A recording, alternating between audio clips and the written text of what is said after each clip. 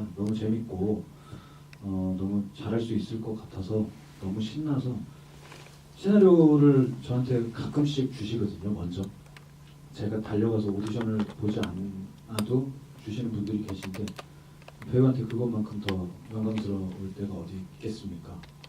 그런데 이왕이면 다홍 씨만 하고 저는 재밌는 글이 있으면 좀 인물들이 제 주위에 있는 배우들이 생각이 나요.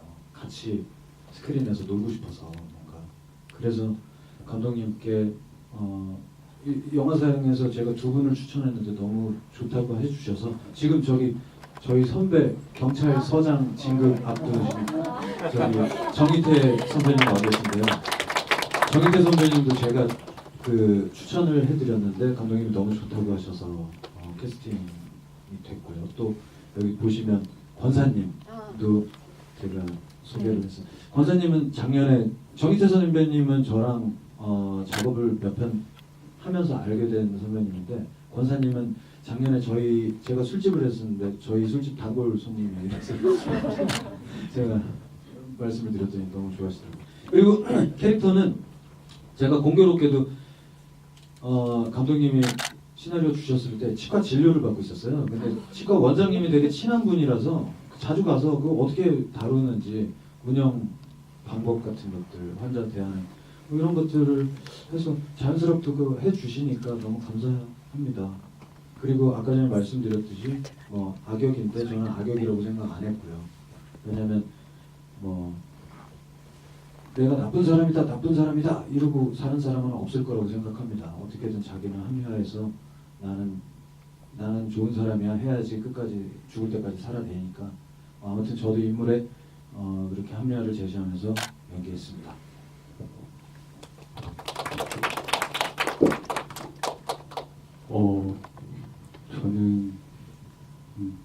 저는 일단 시나리오 받았을 때는 감독님이 양치기들이라는 작품 보시고 거기서 제가 준호로 나왔었는데 한 2분 정도 나왔는데 감독님이 보시고 저한테 연락을 주셔서 그때 처음 뵙게 되었고 시나리오 받았을 때는 사실 무조건 해야겠다라는 생각이었어요. 무조건 해야겠다. 사실 이유가 뭔가 중요하지 않고 그냥 무조건 하고 싶다라고 생각을 했고요. 제가 군대를 다녀왔거든요. 군대를 다녀와서 거기서 보고 듣고 또 선임들한테도 듣고 이랬던 거를 많이 생각했었던 것 같아요. 그러고 실제로 제가 친누나가 있어서 상황에 좀 대입해 보려고 많이 노력했었고 캐릭터를 구축하기보다 그냥 상황 자체에 잘 녹아들었으면 좋겠다라고 생각을 했던 것 같습니다.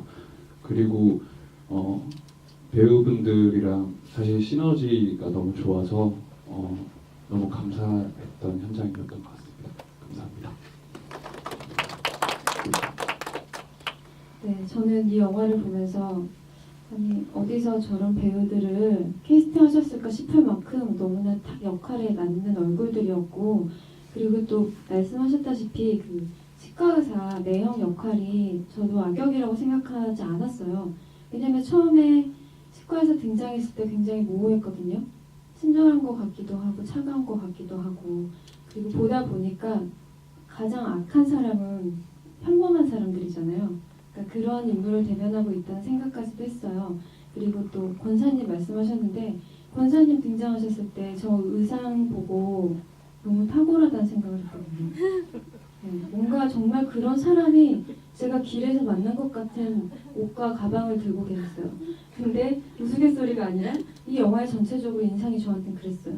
그래서 감독님한테 역으로 캐스팅에 대한 이야기나 어떤 식으로 그런 리얼리티를 담고 싶으셨는지 묻고 싶습니다.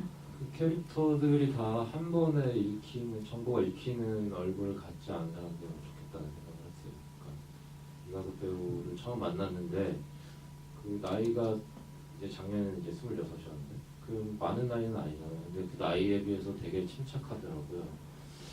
근데 이제 처음 만났으니까 이제 가식적으로 그럴 거라는 생각을 당연히 하고 이 일상생활에 대해서 좀 더 파고들었죠. 근데 그 부분들은 조금 다른 모습도 있다라는 얘기를 하더라고요. 그래서 그런 어느 정도 스펙트럼을 갖고 있는 사람이구나 배우이기 전에. 그래서 이 사람이 어떤 양면성을 좀 이용을 할 수 있을 것 같다. 근데 게다가 얼굴에서 뭔가 알 수 없는 어떤 모호함이 있고 그래서 그게 되게 좋았고 그다음에 박성일 배우는 제가 사실 그 단편을 되게 많이 봤어요.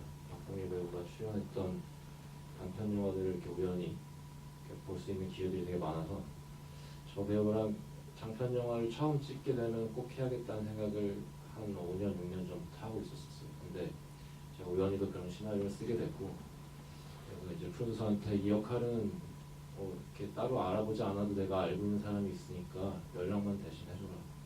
그래서 그냥 하게 됐어요. 근데 다행히도 그리고 이제 시나리오 보시고 괜찮다고 하셔서 그렇게 하게 됐습니다. 근데 성룡이 되게 악한 역할로 나오지만 평소엔 되게 해피한 사람이고 말도 되게 많아요. 오해를 안 하시면 될 것 같아요. 심지어 제가 아는 분인 거예요. 저 영화를 보면서도 몰랐거든요. 제가 작년에 이거 약간 여담입니다만 제가 이 술집에 가가지고 술을 먹으면서 그 원고를 쓰고 있었거든요. 그래서 사담도 나누고 그랬는데도 영화를 보면서 어디서 저런 배우가 있을지 선의 얼굴을 가지신 것 같습니다. 아니, 소희 씨랑 작년에 그 언제였죠? 한글날인가? 네, 한글. 국회 하양식을 같이 했거든요. 제가 나팔 불고 그 국회 냉세 가슴에 네, 이런 식입니다. 지금 약간 이런 식이고 그렇습니다. 네, 그리고 소희 선배는 그 최근에 독립영화를 많이 찍었다는 걸 알고 있었고, 근데 제가 그때 많이 보진 못해서 챙겨봤죠. 시나리오 쓰고 나서. 근데 역시나 이가섭 씨랑 비슷한 느낌을 받았고 얼굴에서 그래서 제가 가려고 했던 어떤 공통된 배우들의 느낌을 가지고 있어서 연락을 취했었는데 흔쾌히 해주셔서 되게 좋았습니다. 이 영화를 보셨으니까 다 느끼셨겠지만 원씬 원컷으로 이루어진 컷들이 있잖아요. 장면들이. 그리고 롱테이크도 많고요. 저는 그 군대 폭력과 그 중후반부의 가정 폭력이 거의 데칼코바니처럼 이어지고 있는 영화라고 생각하는데 구조로 봤을 때 그 초반에 정말 압도적인 7분간의 장면이 있었어요. 그게 여관 장면. 그 필립이랑 주용을 때리면서 폭력을 전도시키는 그런 장면과 이제 후반부에는 집에서 이렇게 세 분이서 앙상블을 이루시는 이런 장면들이 있었는데 이게 테이크 하나로 가다 보면은 굉장히 힘든 순간들도 있었을 것 같거든요. 서로 호흡을 맞춰야 되고 카메라 동선부터 시작해서 한 명이라도 그 리듬이 깨지면 다시 시작해야 하는 그런 어려움이 있는 촬영 현장이잖아요. 거기에 대해서 어떤 에피소드가 있으셨는지 기억에 남는 장면이 있는지 좀 듣고 싶어요. 네.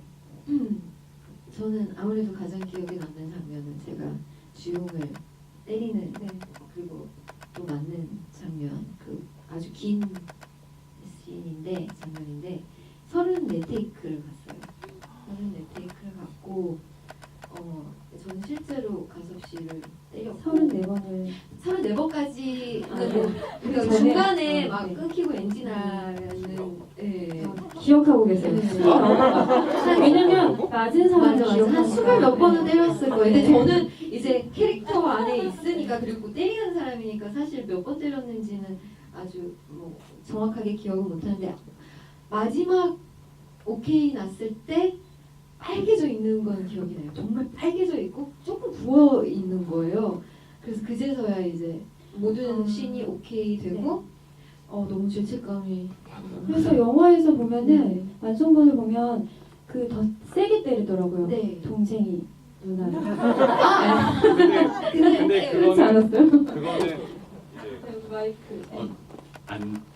실제로는 안 때리고요. 앵글상으로서 했기 때문에 정말 리얼해졌어요. 네. 많이 맞았습니다. 제가. 여배우라서 배려를 해주신 건가요? 여기까지 말고 왜? 저 그거 궁금해요. 왜 저는 안 때리는 앵글을 그쵸? 일부러 그러신 네. 거예요?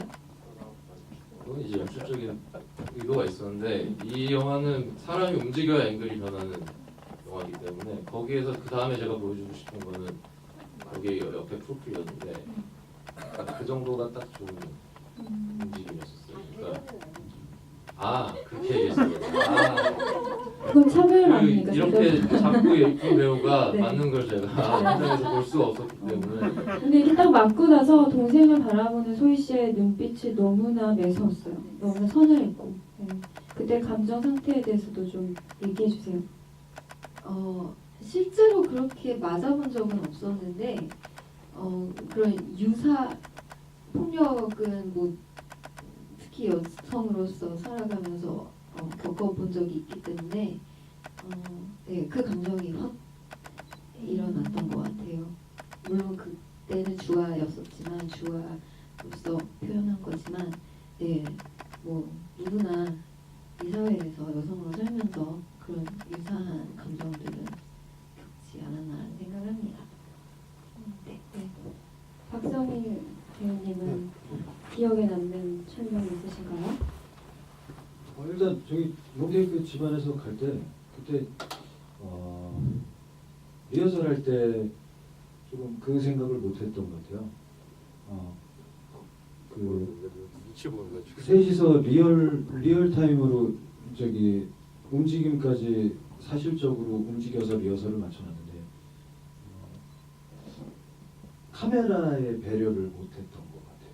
그래서 카메라가 들어오니까 좀 동선이 꼬여서 그거 맞추는데 조금 시간이 걸렸던 게 있어요.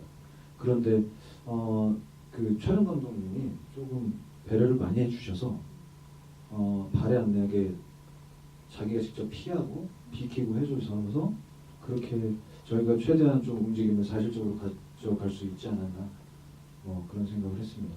다른 말은 좀 네, 느끼지 않게. 네, 들키지 않게 거짓말이 들키지 않게. 발해라는 약간 은어라고 해야 되나요? 그런 표현을 쓰셨네요. 네. 이가섭 씨는요?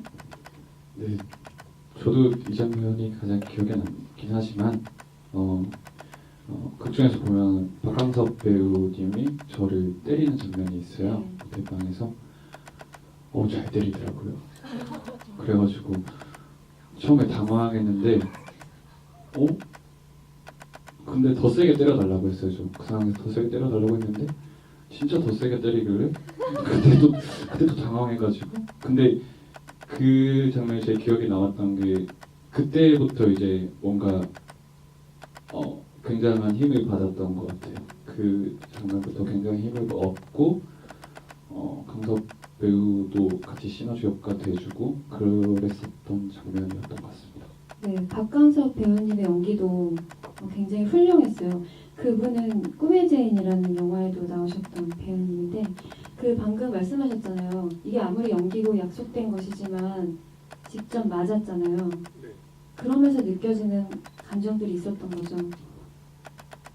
욱할 뻔. 그렇죠. 근데 그 욱할 뻔 하기보다 상황에 집중이 굉장히 잘 됐었던 것 같아요.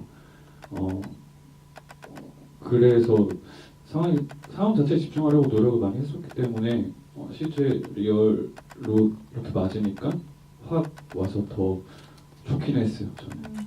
그 장면이 제가 얘기했던 아까 거의 7분에 달하는 장면인데요. 그때는 테이크를 몇 번 정도 가신 건가요? 사실 이제 리허설을 몇 번 했었기 때문에 네. 긴 테이크는 가지 않았었던 걸로 기억합니다. 이렇게 직접 맞고 이렇게까지 하는 거는 이제 배우에 대한 감사한 마음이 감독님한테는 꽤 있으셨을 것 같아요.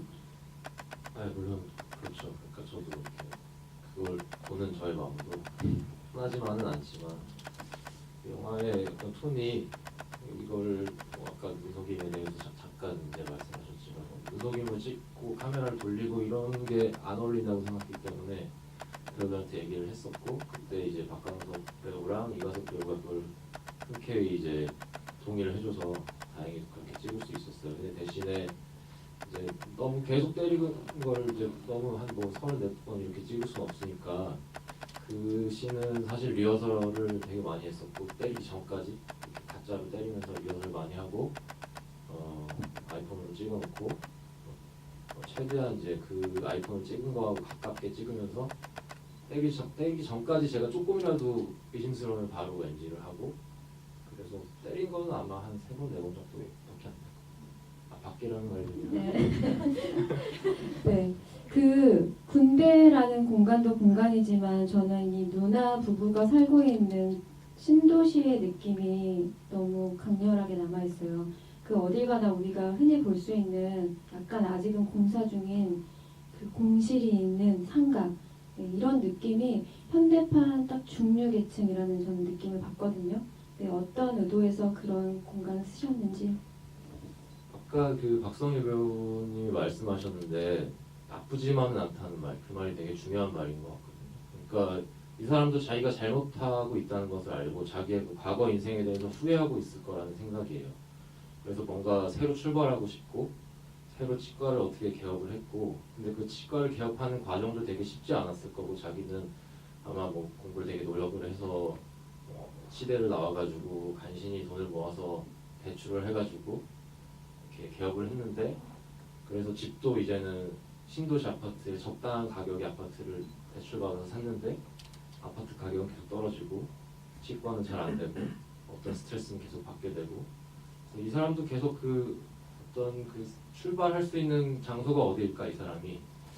그게 강남 한복판이거나 이러진 않을 것 같고, 그 최근 가장 말씀하신 것처럼 우후죽순으로 생겨난 그 경기도 그 주변들의 어떤 공실이 많은 아파트 밀집 지역이 아닐까라는 생각을 했었어요. 그래서 생각을 하지 않았어요.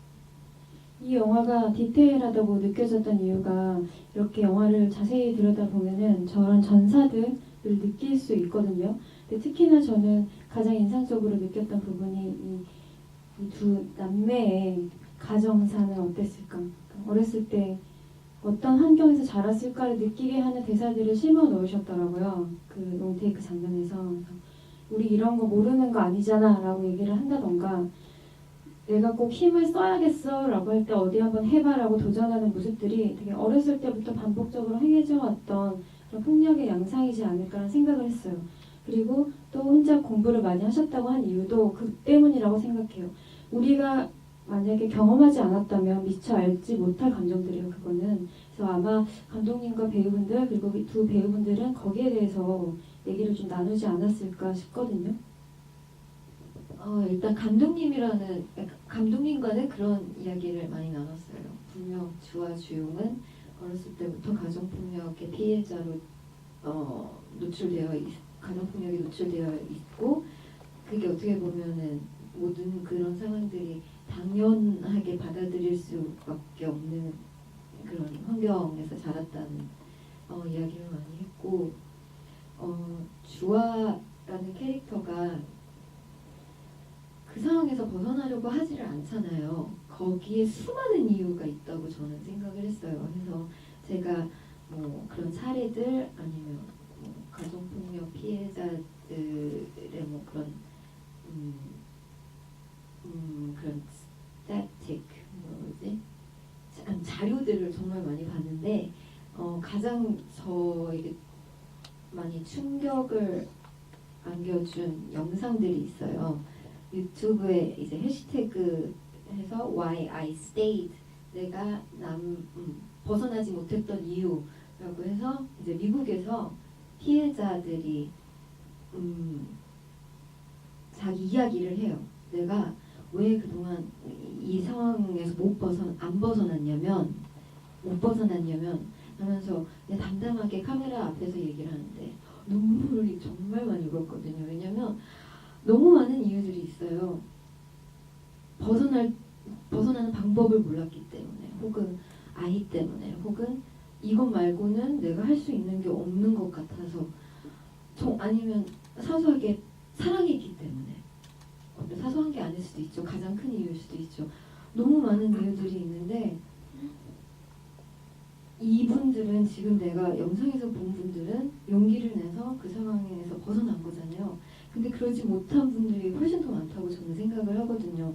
그래서 더 주아는 그런 분들의 하나이기 때문에 더 디테일하게, 더 자세하게 못 벗어나는 이유들을 혼자 많이 찾아내려고 노력을 했어요. 그래서 주아 일기도 혼자 막 쓰고, 주용한테 편지 같은 것도 혼자 쓰고 막 그러면서 더 주아를 이해하려고 노력을 많이 했었습니다.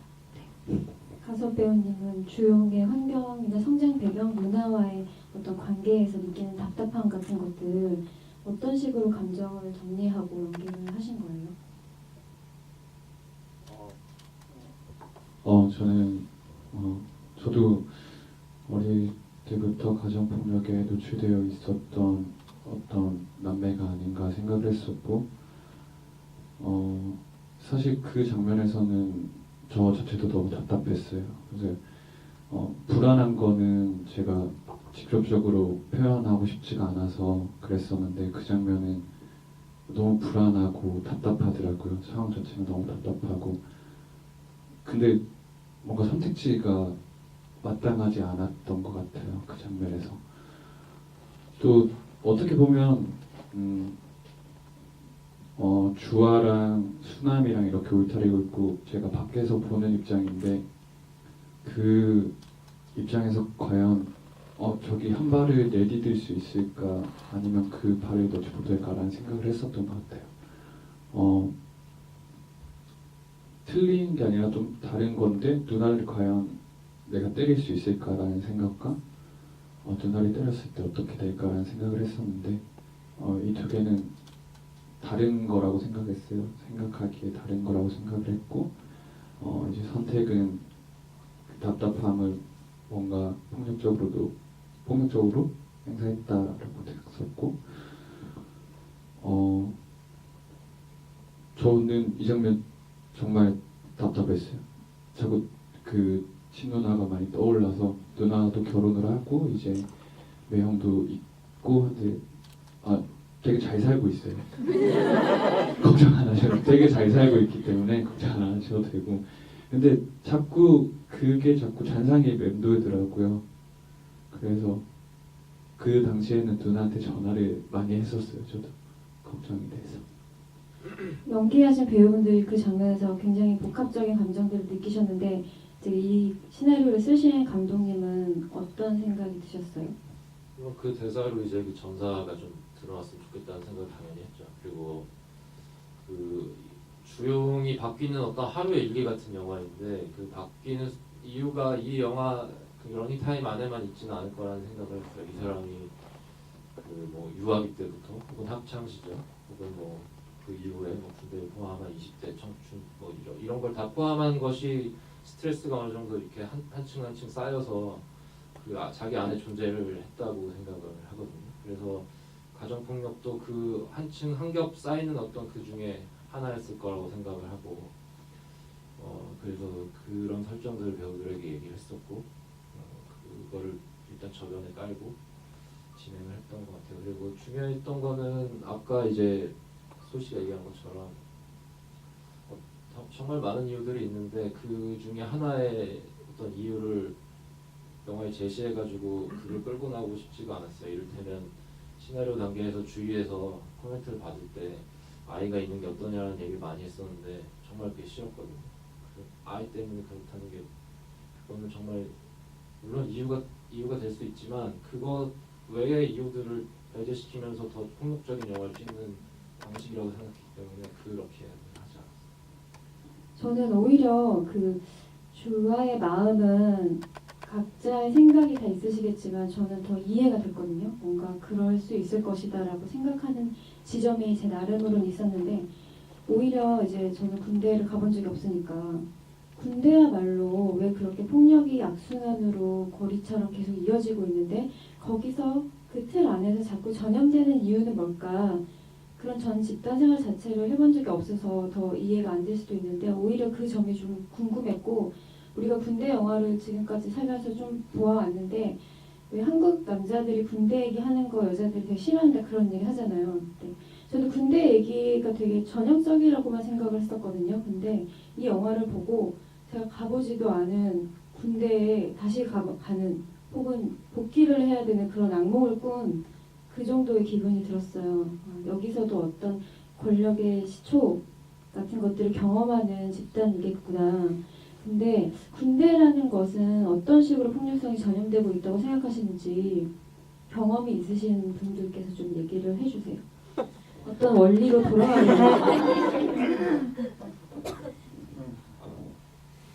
경험 경험은 없어요. 저는 경험은 없는데 중요한 것은 그거 같아요. 만약에 이 영화를 그냥 되게 러프하게 얘기한다면 앞에 울타리 하나, 뒤에 울타리 하나가 있잖아요. 근데 중요한 건 그 울타리 안에 있는 사람들은 그것이 나쁘다고 얘기하거나 혹은 우리 좀 바꿔보자고 얘기하거나 그런 식의 대화를 하는 것을 되게 두려워하는 것 같아요. 특히 군대는 조금 더 심하죠. 왜냐하면 어떤 규율 같은 게 있으니까 법적으로.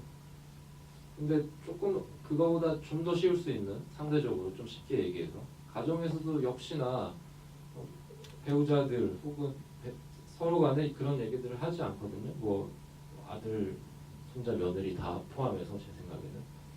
근데 또 이상한 건 그 밖에 울타리 밖에 있는 사람들은 되게 쉽게 얘기하죠. 야 그건 나쁘다고. 그건 되게 이상한 거잖아요. 그래서 주영이 누나한테 쉽게 나오라고 얘기할 수 있는 것 같거든요. 그게 그런 시스템을 좀 더 견고하게 하는 어떤 우리의 습성이나 혹은 문화이거나 혹은 관성이거나 뭐 이런 거가 아닐까 하는 생각. 이 영화를 보다가 결말을 보시고, 그러니까 엔딩을 보시고 다 각자의 생각이 있었을 것 같아요. 어떤 생각들이 일부러 그렇게 끝을 내신 것 같아요. 그렇죠, 감독님? 네, 물론 네, 네. 맞습니다. 근데 저는 제가 생각하는 게 있거든요. 네, 다들 있으시더라고요. 네. 요즘 지구 일을 많이 하다 보니까 그거 듣는 그쵸. 재미가 있어요. 이따가 좀 얘기 좀 해주세요. 제가 생각하는 게 있어요. 저는 그때 그걸 굳이 여기서 얘기하진 않을 거고 그러면 왠지 생각이 방해받으실 것 같아서. 근데 그 전 장면에 그 장면이 마음에 좀 아프게 걸렸거든요. 매형이 돈을 주잖아요. 네. 근데 뭐 굳이 극적으로 돈을 뭐 뿌리치는 장면이 있을 수도 있는 거죠. 근데 그 돈을 받고 나온다라는 느낌이 강하잖아요. 그 장면에서는. 그러니까 순응한다라는 느낌을 더 강하게 받았거든요. 그래서 이 사람의 10년 뒤가 저는 그려졌었어요. 이 영화를 보고. 네, 감독님은 그 돈의 출처, 그리고 돈을 받아서 나오는 것까지 느껴지게 만드신 이유는 뭘지 좀 궁금했어요. 일단은 이 사람의 여정에 꽤 필요한 돈일 수도 있을 것 같아요. 왜냐하면 그 돈이 꽤 큰 돈이라고 생각했거든요, 저는. 그래서 그 돈의 액수를 정하는 것도 사실 힘들었어요. 얼마였죠? 제가 기억에 5만 원짜리 5개인가 그랬어요. 정확히 기억은 안 25만. 나는데. 네. 그래서 그거에 대해서 토론을 했죠, 이제 연출부랑. 음. 얼마 정도가 되면 받을 것인가. 5장 이상인가, 5장 이하인가. 뭐 이건 여담이고요. 네. 만약에 돌아가거나 혹은 어딘가로 떠나거나 해도 그 사람의 여정에는 그 돈이 필요했을 것 같아요. 그래서 일단은 받았을 거라고 생각하고, 근데 그거는 그때 주영의 마음은 저는 몰라요. 뭐 돌아가려고 했는지 아니면 뭐 탈영하려고 했는지 아니면 다른 데 가려고 했는지 뭐 여기 계속 있으려고 했는지 그건 모르겠으나 이 사람의 행보에 그것이 필요한 돈이지 않았을까라는 생각을 하고, 그게 그 돈을 받는다는 것, 그 행위 자체만으로 수능이라고 생각하지는 않거든요. 그때 입고 있었던 옷이 네. 되게 암담한 순간에 입고 있었던 옷이 너무나 귀여운 노란색 또 일러스트가 그려진 옷이었기 때문에, 그래픽에 있었던 옷이었기 때문에 더 마음이 아프게 다가왔거든요, 감독님. 그 이제 옷을 정할 때 되게 쉬웠던 게, 제가 이제 방때 제 방이 있었는데 옆에 소품실이 있었어요. 그래서 이렇게 거기 가서 뭐가 있나 일단 한번 둘러보자. 그래서 열고 딱 들어갔는데 노란색 옷이 있는데 매우 채도가 떨어지면서 목이 늘어나 있고 앞에 되게 이상한 그림이 그려져 있는. 와, 이걸 입으면 재밌겠다. 이걸로 하자 그냥 그랬어요. 근데 그게 가섭 씨가 입으니까 되게 가섭 씨를 이상하게 만드는 그런 옷이어서 정말 애처롭게 죄송했는데, 만들더라고요. 그 색깔이 주는 그 뭐랄까 이미지적인 느낌이 이 영화에 어울린다고 생각했어요. 네. 뭔가 하실 말씀이 있으신 것 같아요. 저도 사실 입고 실망해서 그랬는데 아직도 소장하고 있습니다. 소장하고 있고 포스터 촬영할 때도 그 옷을 잠깐 입었던 적도 있고, 잘 빨아서 잘 입고 있습니다. 잠옷으로. 네, 그 관객분들의 감상과 질문을 좀 받아보고 싶어요. 그 편하게 생각하시고요. 배우님들, 감독님 편하게 생각하시고, 혹시 영화를 보시다 궁금하신 점 있으셨거나 함께 나누고 싶은 감상이 있으시면 손을 들어주세요. 저희가 마이크를 드리겠습니다. 여기 앞에 계신 분. 안녕하세요. 영화 잘 봤습니다. 저는 그 정도 마음만 가지고 이제 편집을 했는데 제가 이제 그 시나리오 단계에서 몰랐던 것을 발견한 게 편집을 하면서 보니까 그런 제가 그냥 시나리오의 행간으로 남겨뒀던 호흡들을 그냥 그대로 찍었기 때문에 그냥 그 호흡을 온전하게 느끼실 수 있도록 관객분들한테 제공을 하는 게 훨씬 도움이 된다고 생각했어요. 그러니까 예를 들어서 마지막 커트 같은 경우, 신이자 커트인 그런 경우에는 생각할 수 있는 시간을 제가 드려야 되는 호흡이잖아요. 근데 그 컷이 끝나고 음악이 나오면서 크레딧이 올라가면 그 생각할 수 있는 시간을 제가 방해할 수 있을 거라는 생각이 들었어요. 그래서 이 영화는 여튼 저의 모토 중에 하나가 관객분들이 생각할 수 있는 영화를 만들는 거였기 때문에 그 음악을 제가 원래 싫어한다거나 음악을 안 쓰려고 했다기보다는 그것이 훨씬 어울린다고 생각했다고 말씀드릴 수 있습니다. 그 마지막 화장실 몸싸움 말씀하셨는데 그 장면에서는 전력을 다한 몸싸움이어야 되지만 또 능숙하면 안 되잖아요. 그런 싸움에 그래서 어떤 식으로 연기를 하셨는지. 능숙하지 않게 연기를. 능숙한데 아니요. 저는 막 그 장면이 힘들긴 했어요. 저희 리허설도 하고 했었지만 동선도 나름대로 있던 장면이었고 정재현 배우님도 저도 되게 집중을 해서 사실 조금 힘있게 서로 했었어요. 사실 제가 이렇게 잡고 미는 장면이 있는데 그게 몇 테이크 갔는데 정재현 배우님이 굉장히 아파하셨었거든요. 그래가지고 근데 아픈 거 참고 계속 집중해서 하자 이렇게 말씀하시더라고요. 그래서 집중해서 했는데 또 너무 갑자기 막 액션 스쿨처럼 막 사운드 팍팍팍 이러면서 싸우면 또 쟤네들 싸울 줄 모르는 애들인데 왜 저렇게 잘 싸우지? 라는 그런 게 있기 때문에 되게 뭔가 어색하게 촬영을 했었던 것 같아요. 정재훈 배우님도 그렇고 저도 그렇고 굉장히 싸움을 잘하는 친구가 아닌 뭔가 처음 주먹을 들고 처음 이렇게 한 그런 느낌으로 촬영을 했었던 것 같아요. 네. 혹시 또 질문 있으세요? 네, 저 뒤에 계신 분 먼저 받을게요. 저쪽. 마이크 없으시구나.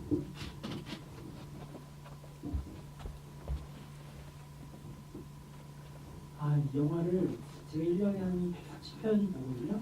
근데 오늘처럼 무슨 다큐멘터리 같은 느낌으로 본 영화가 한 올해 딱 2편인 게 이게 2번째 영화였어요. 그럼 다른 한편은 뭐죠? 뭐죠? 북한 무슨 뭐 불바다 하는 병원. 그 영화 같은 아직 살 네, 그거 봤는데 근데 뭐 굉장히 아주 몰입해서 재밌게 잘 봤습니다. 근데 저는 근데 그 싸우는 장면에서 맨 마지막에 싸우는 장면이 클라이막스가 되지 않았을까 하는 생각도 하는데 그렇게 어설프게 이렇게 서로 이렇게 이쪽에 깔리고 저쪽에 깔리고 하는 그런 모습이 좀 이상하다는 느낌이 들었거든요. 그래서 아예 그냥 차라리 뭔가 퍽퍽 터지거나 그렇게 됐으면은 여기서 그 모든 그 눌렸던 그런 감정들이 여기서 폭발을 해서 이렇게 여기서 이렇게 싸웠구나 이런 느낌이 들으면 좀 더 자연스러울 것 같은데 지금 서로 이게 지금 이런 장면을 이제 얘기를 하면서 이제 들어보니까 이제 막상 싸우고 싶지 않은데 몰려가지고 이제 이렇게 이제 싸우게 되는 그런 느낌도 이제 얘기를 들으면서 이제 그런 느낌을 받았어요. 예. 그리고 또 왜 제목이 그 씨앗은 도대체 어디 있는지 아니면 그 씨앗이라는 그런 그 모티브가 제가 이해를 잘 못해서 그런 건지 아니면은 씨앗을 어디서 찾아야 될지 그냥 그걸 폭력의 그 피해자가 또 다시 씨앗이 된다는 의미로서 그 씨앗을 만들었는지 아니면은 그 씨앗이라는 것이 어딘가에 있기 때문에 그걸 갖다가 여러분들이 찾아보라는 의미인지 저는 사실 거기에서 좀 좀 안 되거든요. 저도 감독님께 제목에 대해서 여쭤보고 싶었어요. 뭐 모두에게 잠재되어 있다는 뜻인지. 그 두가 뭐 사실 뭐 하나는 아니어서 근데 그냥 하나만 얘기해 드리면 이제 시나리오 준비할 때 이제 폭력에 관한 매체들의 어떤 보도나 기사들을 많이 접했어요. 근데 그때 당시에 이제 군폭력 기사는 당연히 꽤 많았고, 그다음에 가정폭력에 대한 기사도 있었고, 그다음에 뭐 어린이집, 뭐 유치원, 그러니까 아동폭력이죠. 그거에 대한 기사도 있었고, 그리고 뭐 사이코패스라고 불리는 그런 어떤 살인마 같은 사람들의 폭력 사건도 있었고, 되게 어떤 폭력 사건을 그 미디어가 다루는 것이 수면 위로 올라온다는 느낌이 들 정도로 되게 많은 이슈들이 있었어요. 근데 중요한 것은 그 이슈들을 반응하는 그 이슈들을 반응하는 그 독자라고 할까요? 그 대중이라고 할 수 있겠죠. 그러니까 저죠. 혹은 저 옆에 있는 사람들의 반응이 좀 신기했는데 뭐냐면 이를테면 오건충 같은 사건 있잖아요. 그런 사건은 되게 섬뜩해하더라고요. 어떻게 저런 일이 일어나고 어떻게 이 세상이 진짜 망해가는구나 막 이런 정도로 막 심하게 얘기하고 막 욕도 하시고. 근데 가정폭력 기사는 되게 작게 나고 별로 이렇게 반응이 적고, 군폭력 같은 경우는 아 그래 그 뭐 되게 나쁘다 아직도 저래.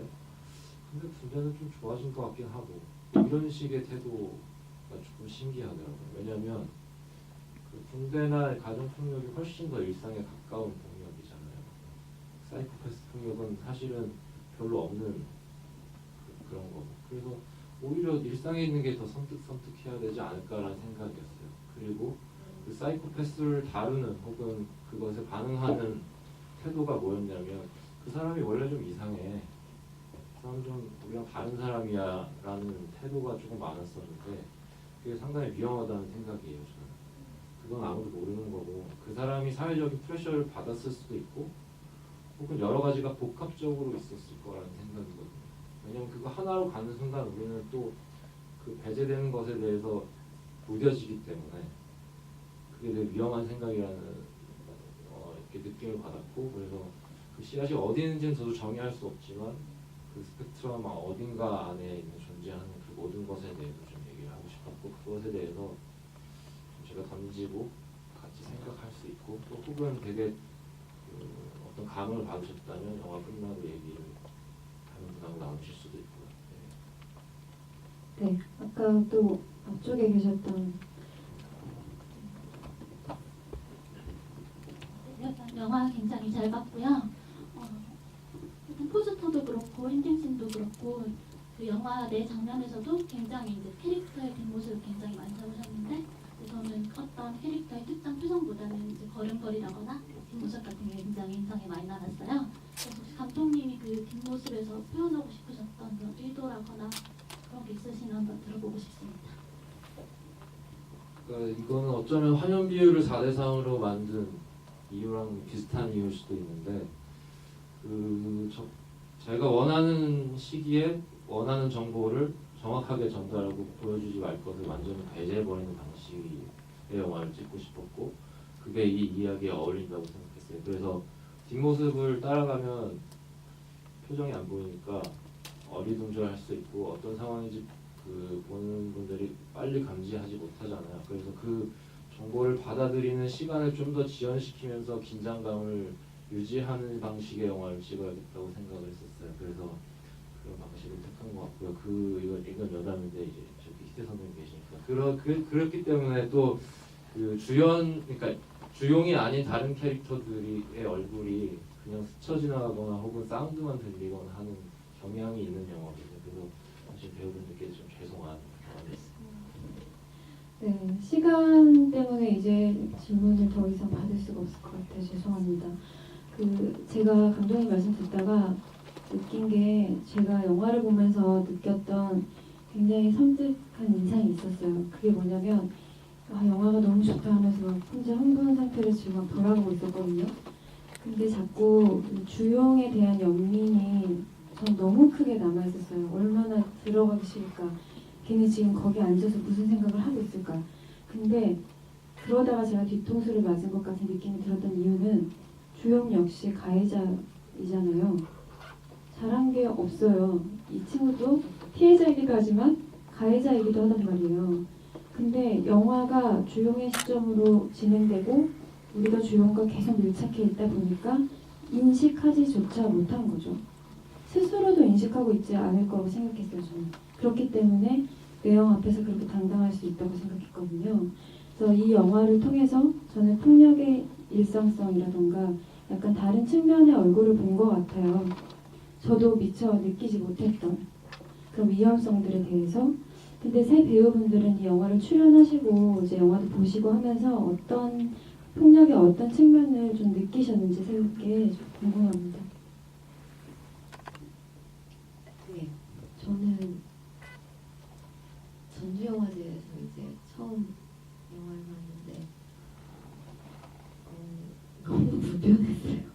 영화 이제 엔딩 크레딧 음악도 안 나오고 뭐야 이거 내가 무슨 영화에 출연한 거야 라는 생각이 들 정도로 왜 힘들었냐면 제 폭력성이 고스란히 반추되는 거예요. 이 영화를 통해서 내가 왜 스타워즈에서 다스베이더를 그렇게 좋아하는지를 깨닫는 순간이었어요. 나는 너무 왜 그러니까 예. 왜 루크가 아니고 다스베이더에 열광을 하는지가 그건 제 안에 폭력성이었던 거예요. 그 다스베이더가 다 특히 얼마 전에 개봉한 로그원에서 마지막 시퀀스 그거 보면서 저는 근데 희열을 느꼈거든요. 이 영화를 보면서 그 이유를 깨닫고 아 나도 별반 다를 게 없구나 어디 가서 착한 척하고 있어 라는 생각에 좀 섬뜩하고 진짜 등골이 서늘한 느낌을 받았었어요. 네, 아까 전 감독님 말씀에 100% 공감을 하는데 이렇다 할 정말 잔인 극악무도한 결과가 나온다면 우리는 되게 섬찟하고 경계를 하고 더 뭔가 보안이 강화되고 막 이런데 사실 작은 깨알 같은 것들을 눈 감아 가면서 그것들이 정층적으로 발전을 한다고 생각합니다. 2년 전에 그 벽돌 낙하 실험이라는 사건을 좀 제가 많이 얘기를 하는데 낙하 실험이었을까요? 그런데 그 부모들은 그 아이들에게 그 주홍 글씨를 씌워서 평생을 키울 수 없을 거라고 생각해서 내가 부모라도 합리화를 시키겠다라는 생각이거든요. 그런데 그런 것들이 얼마 전에 나온 제가 진짜로 광분을 해서 얼마 전에 나온 이영학 같은 사람을 만드는 거 아닌가라는 생각을 합니다. 아까 전에 감독님 말씀을 듣고 보니 폭력성은 정말 깨알 같은 데부터 정층적으로 발전된다는 생각을 하는데 아무튼 저 역시도 이 영화에서 주용이 속편이 기대되는 바입니다. 어떻게 봐? 네, 저는 이 영화 찍으면서 누구나 어느 정도의 그 씨앗은 내재돼 있다고 느꼈어요. 내재돼 있다고 느낀 게 뭔가 짜증을 낼 때도 그리고 어떤 점에 대해서 한숨을 쉴 때도 그런 것들이 올라와서 그게 또 씨앗이 좀 발하고 그렇게 된다고 그냥 저 개인적으로 생각을 했었거든요. 되게 없어졌으면 좋겠다라고 생각을 하는데 군대는 제가 군대 다닐 때만 해도 선진병영을 이으려 뭐 이런 게 있었거든요. 근데 지금 군대 간 동생을 봐도 전혀 그런 거 없이 그냥 시시하는 분위기고 사회에서 그래서 제가 뉴스 볼 때 군대 그 기사를 엄청 많이 봐요. 이번에 뭐 자주포 터진 사건이나 이제 입탄 맞아서 숨진 장병분이나 이런 거 되게 많이 보는데 시시하고 방관하고 있는 게 뭔가 나조차도 그러고 있지 않을까라는 생각을 하고 있어요. 뭔가 그 마지막 주용의 장면에서 누가 손을 내밀어 줬더라면 이런 생각을 하게 되더라고요. 근데 그거는 이제 손을 내미는 사람의 용기가 필요한 행위라고 생각해요. 그래서 용기 있는 사람이 되겠습니다. 감사합니다. 네, 그러면 감독님께서 대표로 마지막으로 오늘 이렇게 영화도 봐주시고 자리에 끝까지 같이 계셔준 관객분들께 인사를 좀 부탁드릴게요. 네, 한 분 한 분 인사를 드리면서 감사하다고 하고 싶은데 뭐 시간 관계상 안 되니까 너무 감사드리고 제가 이게 개봉날 한 우스갯소리 한 번 더 하려고요. 집들이를 제 친구가 했는데 제가 초대를 못 받았어요. 걔가 까먹은 거예요. 이 영화도 하는지 모르시는 분들이 그래서 분들에게 안부 전화하시거나 또 SNS 네, 감사합니다. 아까 소희 배우가 장난으로 이런 얘기를 했어요. 이 영화는 헬스장 같은 영화다.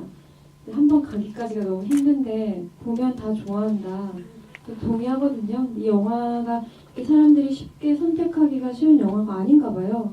하지만 여러분들은 보셨으니까 영화가 좋으셨으면 많이 소문 내주시고요. 저도 임태규 감독님의 차기작을 기다리도록 하겠습니다. 오늘 늦은 시간까지 감사합니다.